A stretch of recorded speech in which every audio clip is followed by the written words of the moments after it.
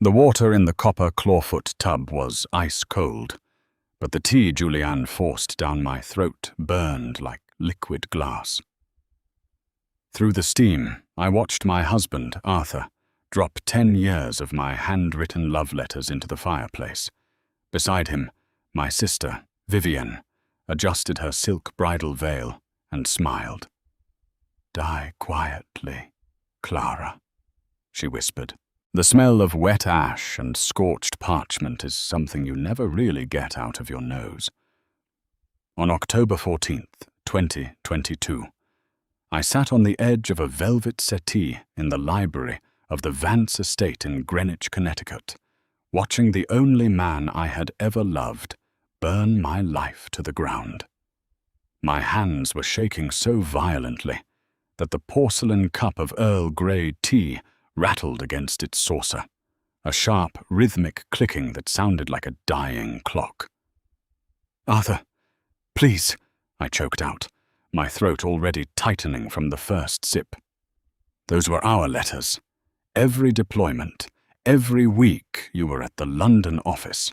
I kept every single one." Arthur didn't look at me. He used a heavy brass poker to shove a thick stack of blue envelopes deeper into the embers. The ink, my neat, cursive ink, written on Crane and Company cotton paper, blistered and blackened. "You always were too sentimental, Clara," he said, his voice flat, devoid of the warmth that had promised me forever under the willow trees behind our college dorm. "Sentimental women become liabilities, especially when they hold 51% of Vance Logistics." The door behind him opened, and the rustle of heavy silk filled the room.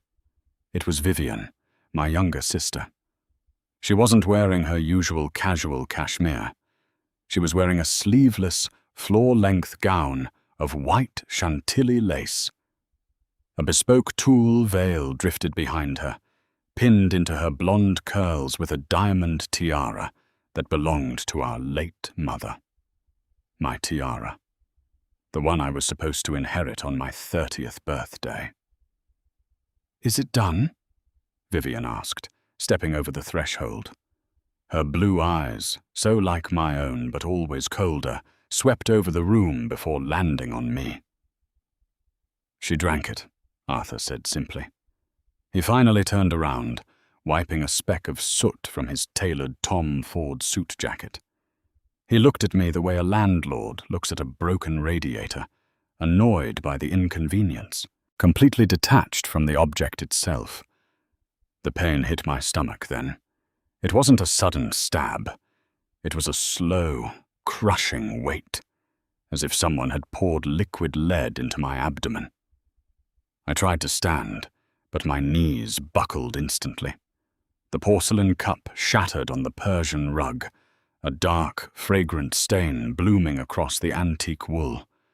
I slumped onto my side, my cheek pressed against the hard floor. The taste of copper and bergamot filled my mouth. "Why?"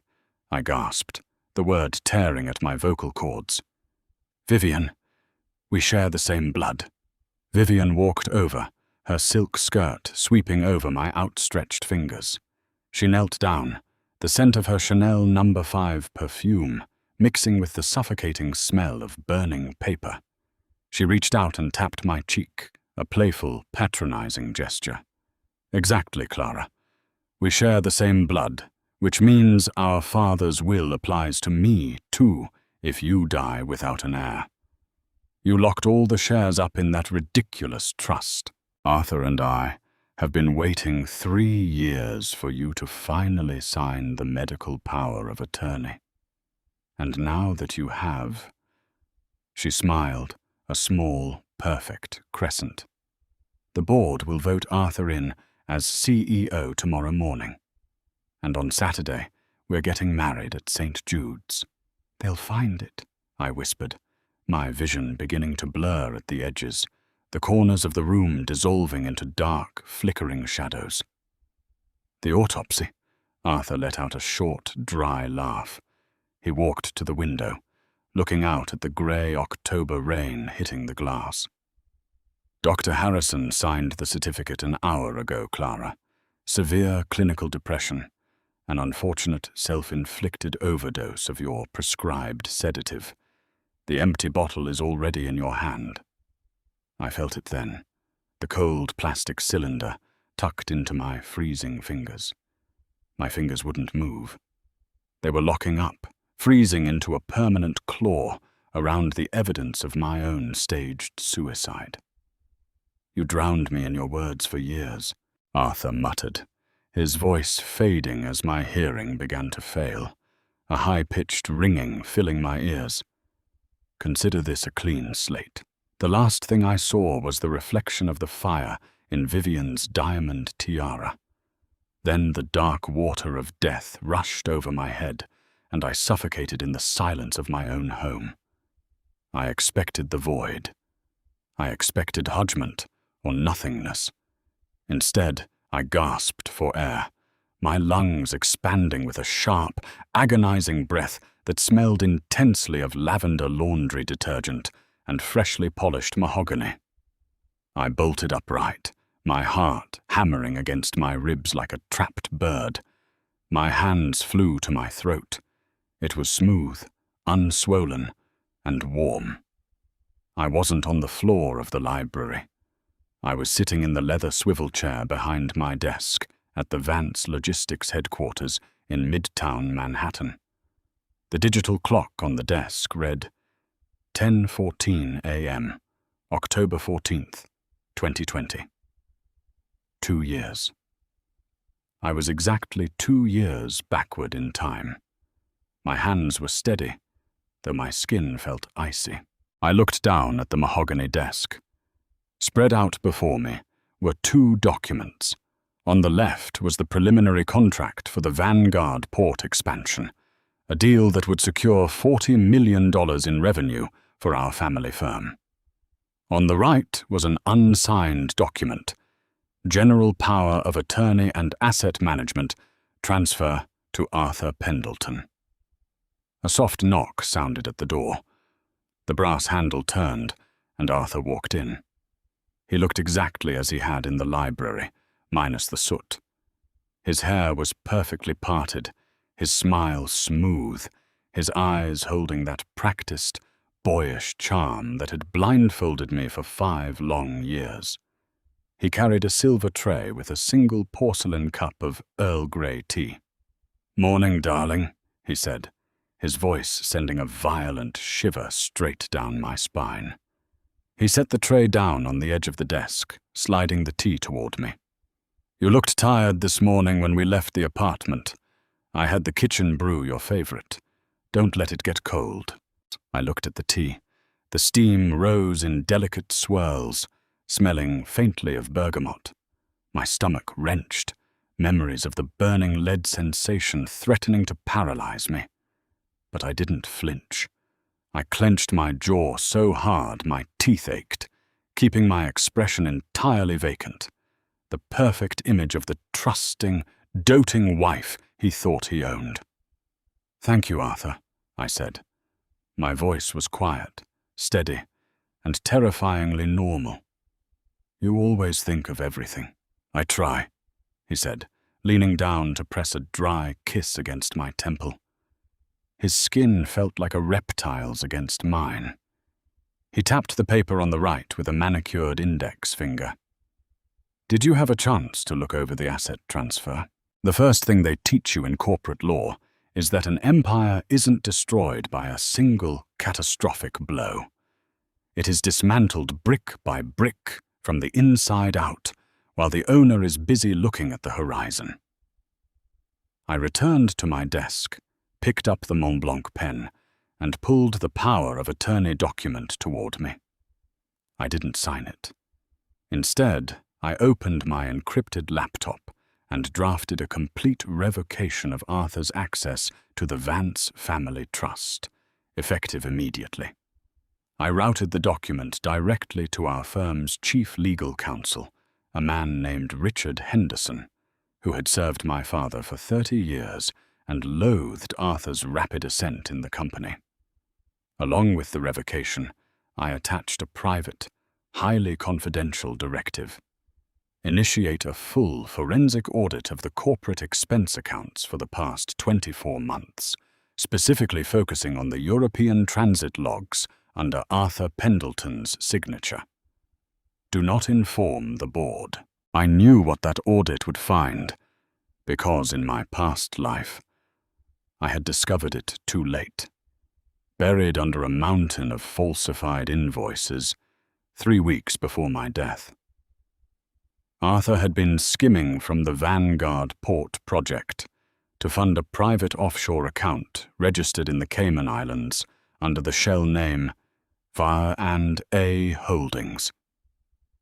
Vivian and Arthur. They had been planning their getaway and my execution for a very long time. At precisely 11:45 a.m., I walked into the main boardroom on the 40th floor. The room was a glass cage overlooking the Manhattan skyline, filled with 12 elderly board members in charcoal suits. Arthur was already at the head of the table, leaning over a tablet, laughing with the head of marketing. When I entered, he looked up, his eyes immediately dropping to the leather folder in my hands. "Clara," he said, standing up to pull out my chair at the center of the table. "Just in time. Did you bring the signed transfer?" "I brought the paperwork for the Vanguard project," I said smoothly, taking my seat and opening the folder. I looked around the room, meeting the eyes of every director. "Good morning, gentlemen. Before we begin the presentation on the port expansion, I have a major announcement regarding the restructuring of our executive leadership." Arthur froze, his hand still resting on the back of my chair. I could feel the sudden tension radiating from his body, his fingers tightening against the leather. "Clara," he lowered his voice, dropping it into that intimate warning tone he used when he wanted to control me in public. "We discussed this. The board restructuring isn't on the agenda until next month." "I changed the agenda," I said, looking up at him with wide, innocent eyes.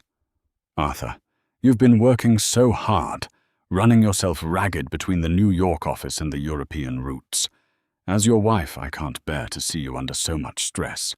Therefore, I have decided to relieve you of your operational duties for the Vanguard project." A collective murmur broke out across the table. Arthur's face went completely pale, the color draining from his cheeks so fast it looked like he'd been slapped. His mouth opened slightly, a small, involuntary twitch appearing at the corner of his left eye. "What? What are you talking about?" "Clara, the Vanguard project is my initiative. I've spent 18 months securing those berths, and you did a wonderful job setting the foundation," I replied, my voice sweet as honey, echoing the exact tone Vivian had used right before she told me to die quietly. "But Richard Henderson and I reviewed the compliance logs this morning. There seem to be some irregularities in the foreign transit filings under your name.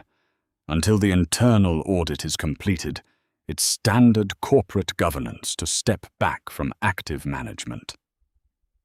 Richard Henderson stood up from the far end of the table, sliding a thick, bound folder into the center of the room. "The audit began at 10:30 this morning, Arthur. We've already flagged 3 unverified wire transfers to a shell company in Grand Cayman. The board will require your digital keys surrendered by 5 o'clock today." Arthur's palms hit the glass table with a loud smack. He leaned forward, sweat glistening on his forehead under the harsh fluorescent lights. "This is absurd. This is a marital dispute being dragged into the boardroom. Clara, tell them this is a mistake. We are partners." "We are," I said, leaning back in my chair and crossing my legs. "Which is why I'm protecting you from making any further mistakes. Sit down, Arthur. You're making a scene in front of the directors." He looked around the room, his eyes desperate, searching for the allies he thought he had bought. But board members are like crows. They only follow the scent of meat. And right now, Arthur smelled like a carcass. One by one, they looked away, adjusting their cuffs or studying their tablets. Arthur slowly sank back into his chair, his hands trembling so slightly he had to bury them in his lap to hide the shaking. That evening, I drove out to our estate in Greenwich. I didn't take the highway. I took the scenic coastal route, letting the crisp autumn air blast through the open windows of my Mercedes. When I walked through the front doors of the mansion, the house was quiet, but the scent of Chanel No. 5 was already lingering in the foyer. I walked up the grand staircase, my heels clicking sharply against the marble. I didn't go to my master bedroom. I walked straight down the eastern wing to the guest suite. I didn't knock. I turned the brass handle and pushed the door open. Vivian was sitting at the vanity, holding my mother's diamond tiara against her blonde hair, admiring her reflection in the gilded mirror. She was wearing a silk robe, one I had bought her for her birthday the year before. When she saw me in the reflection, she didn't drop the tiara. She just turned her head, a soft, patronizing smile on her lips. "Clara, you're home early. Arthur called me from the city. He sounded completely hysterical, saying something about an audit. Honestly, you shouldn't let corporate stress ruin your marriage. You know how sensitive he is." I walked into the room, closing the heavy mahogany door behind me. I walked over to the vanity, stood behind her, and looked at our dual reflection in the glass. We looked so much alike, same jawline, same eyes. But behind my eyes, there was a ghost that had already survived the worst they could do. "He's not sensitive, Vivian," I said, my voice dropping to a low, rhythmic whisper. "He's terrified, because he knows that everything he stole is about to be ripped out of his hands." The following 18 months were a masterclass in slow-boiling destruction. I didn't rush to the police. I didn't file for a sudden, messy divorce that would allow Arthur to play the victim or claim half of my assets under Connecticut's marital property laws. Instead, I stayed in our penthouse on Park Avenue, sharing a dinner table with a man who was rotting from the inside out with fear. Every evening, Arthur would sit across from me, his face growing hollower by the week, his eyes bloodshot from sleeplessness. He tried to play the doting husband, attempting to squeeze my hand or pour my wine. But every time his fingers came near me, I saw the blue envelopes burning in the fireplace. I saw the cold water of the clawfoot tub. "You're working too hard, Clara," he stammered one evening, his fork trembling as he tried to cut his steak. The silver clattered loudly against the porcelain. "The audit. It's been going on for over a year. Surely Richard has found that it was all just a bookkeeping error by the European branch. We can settle this privately. We don't need the federal prosecutors involved." I took a slow, deliberate sip of my water, letting the silence stretch between us until the only sound in the dining room was the heavy ticking of the grandfather clock. Bookkeeping errors don't usually involve $5 million routed through a shell company named after my sister Arthur. He dropped his fork. It clattered to the floor, rolling onto the Persian rug. He didn't pick it up. His forehead was slick with sweat, his collar suddenly looking too tight for his throat. "Clara, please. I did it for us, to build a safety net. You have to believe me." "I do believe you," I said, leaning forward and placing my hands flat on the table, my voice a quiet, chilling whisper. "I believe you did exactly what you thought you could get away with, but the grand jury has already issued the subpoenas. They're looking at Vivian's personal accounts now." The mention of her name made him flinch as if I had struck him. He hadn't seen Vivian since the night I threw her out of the Greenwich estate. I had made sure of that. I had frozen Vivian's trust fund, citing suspected fiduciary elder abuse regarding our late father's estate, leaving her completely broke and unable to pay the rent on her luxury penthouse. She was living in a dingy one-bedroom apartment in Queens, her silk dresses packed away in cardboard boxes, smelling of damp cardboard instead of Chanel. But the true poetic justice, the mirror that would reflect their crimes back onto them, was set for May 18th, 2024.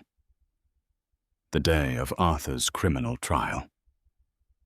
The federal courthouse in Foley Square was cold and imposing, its granite pillars stretching up into a grey, rain-slicked sky.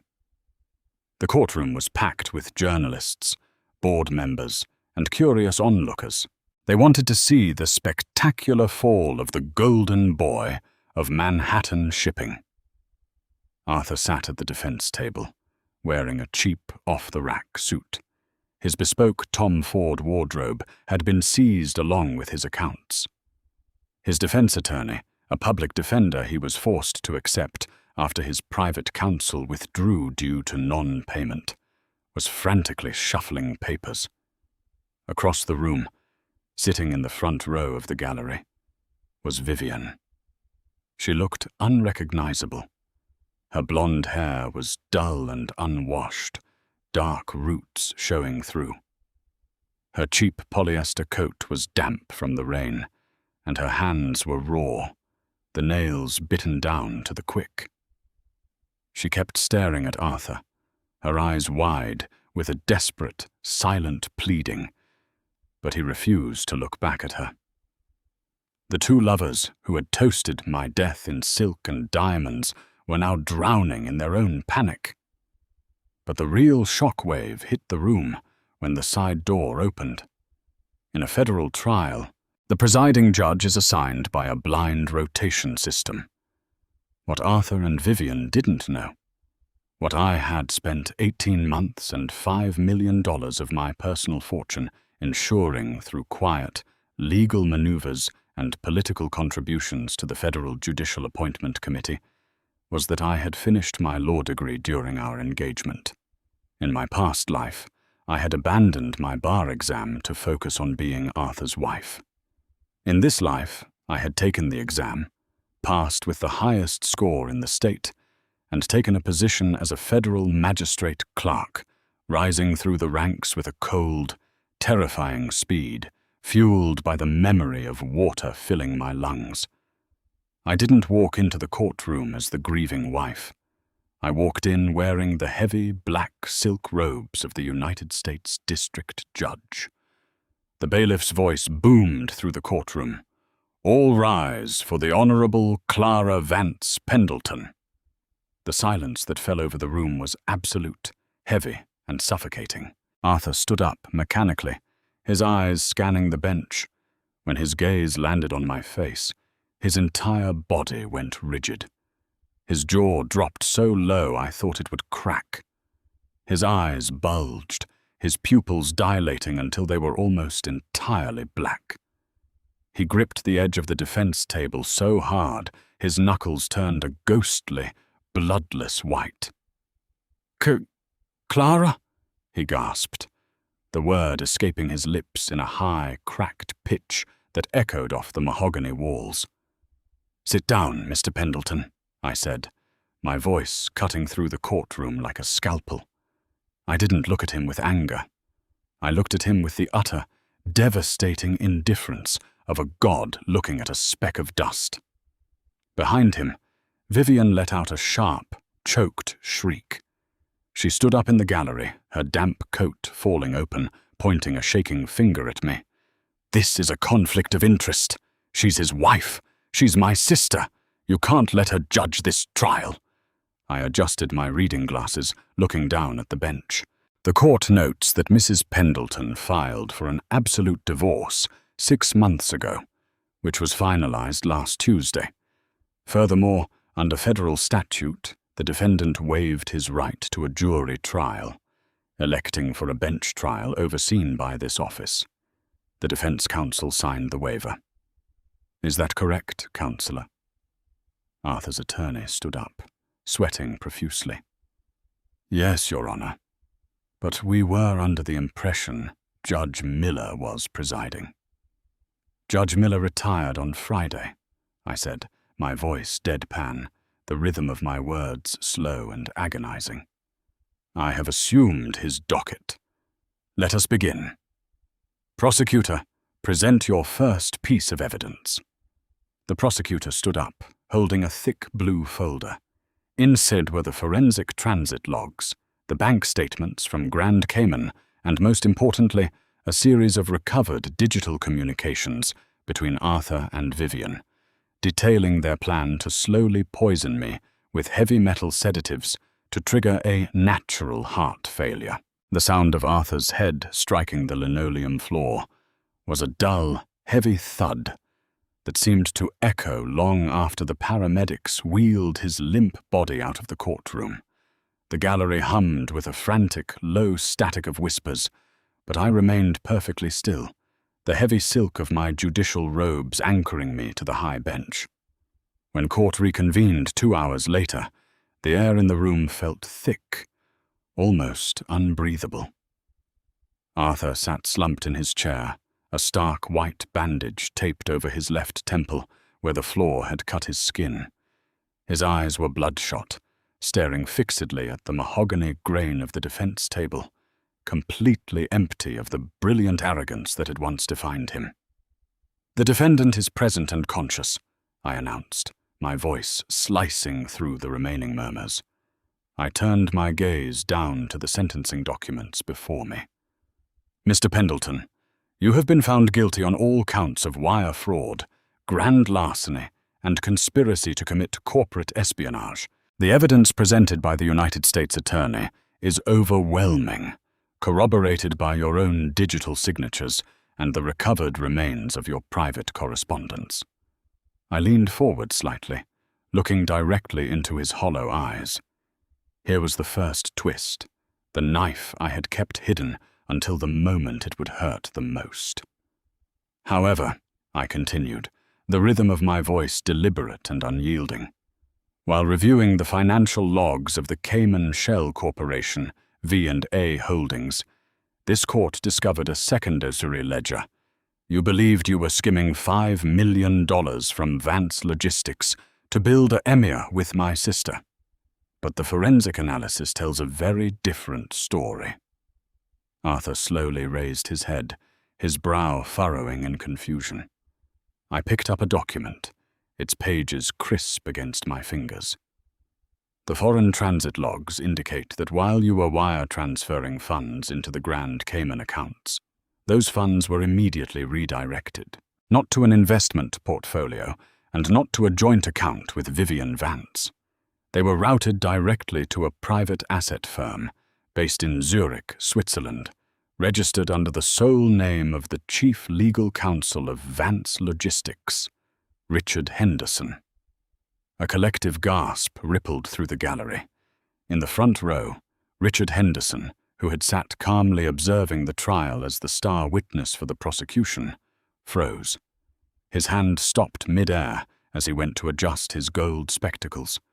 The blood drained from his face with terrifying speed, leaving his elderly skin looking like crinkled parchment. Yes, I said, watching Richard's knuckles turn white as he gripped the wooden bench in front of him. Mr. Henderson didn't initiate the audit to protect the company, Mr. Pendleton. He initiated it because he had been manipulating your transactions for 18 months, using your forged digital keys to frame you entirely for the theft of the company's reserves, leaving himself with the full $15 million you inadvertently cleared for him. Arthur's mouth fell open, a low, animalistic groan escaping his throat. He turned his head slowly, looking back at Richard, his eyes wide with a profound, shattering realization.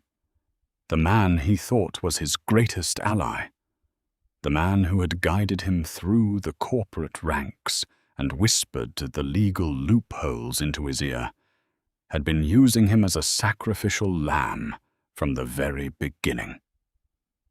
"Richard," Arthur stammered, his voice cracking. You told me the Cayman accounts were secure." Richard didn't answer. He stood up abruptly, his chair screeching against the floor, attempting to move toward the rear exit of the courtroom. But the double doors were already locking. 2 federal marshals stepped into the aisle, their hands resting flat against the holsters at their hips. "Sit down, Mr. Henderson," I commanded, my voice dropping an octave, carrying the full weight of the federal government. "A warrant for your arrest was signed by my colleague, Judge Miller, 30 minutes ago. Your Swiss accounts have been frozen. You will be joining Mr. Pendleton in federal custody immediately." Richard sank back into the gallery bench, his chest heaving, his polished facade completely shattered as the marshals closed in around him. I turned back to Arthur, who looked as though he had been struck by lightning. He was trembling violently now, realizing that his grand betrayal had not only failed, but had made him the ultimate fool of the corporate world. He had thrown away a wife who adored him, a legacy he could have shared, all to become a pawn in another man's game. "Which brings me to the secondary matter of sentencing," I said, my voice carrying a cold, rhythmic finality. "For the crimes committed against Vance Logistics and the state, this court sentences you, Arthur Pendleton, to the maximum statutory penalty of 20 years at the federal penitentiary in Allenwood, Pennsylvania, without the possibility of parole." "Clara, please!" Vivian's voice suddenly shrieked from the back of the room. She stood up, her face distorted with terror, tears streaming through the dirt on her cheeks. "You can't do this to him. You can't do this to us. We're your family." I didn't look at her. I didn't give her the satisfaction of meeting her eyes. Instead, I delivered the second twist, the final, devastating reversal they never saw coming. "The court notes the presence of Vivian Vance in the gallery," I said, my hands remaining perfectly flat on the bench. "While the prosecution did not file formal charges against you for the corporate theft due to lack of direct signature, this court has reviewed the medical logs subpoenaed from Dr. Harrison's private practice." Vivian stopped screaming, her breath catching in her throat with a sharp, wet gasp. "The logs show that on October the 12th, 2022, 2 days before the date of my supposed medical emergency in the previous timeline, you purchased a highly restricted, heavy metal sedative from a private pharmaceutical supplier in New Jersey using a falsified medical license," I said, my voice dropping to a low, lethal whisper that carried to every corner of the room. "The state attorney general has just filed an indictment for attempted murder by poisoning. The bailiffs will take you into custody now." Vivian let out a thin, terrified wail as 2 female marshals moved behind her, grabbing her arms and pulling them behind her back. The heavy silver handcuffs clicked shut around her wrists, a sharp, metallic sound that perfectly echoed the sound of the door locking on my guest room 18 months before. She struggled, her heels scuffing against the floor as she was dragged out through the side door, her cries fading into the concrete corridors. Arthur watched her go, his head shaking back and forth in a slow, catatonic state of shock. He looked up at me one last time, his lips moving soundlessly, begging for a mercy that did not exist in this life or the last. Justice isn't a fairy tale. It is a calculated equation. In my first life, they took my breath, my voice, and my legacy. In this life, I took their freedom. I walked out of that courtroom completely powerful, vindicated, and free. If you felt the absolute power of this poetic justice, please hit that like button right now. Share this story with someone who deserves a second chance, and subscribe to follow my next Rebirth story.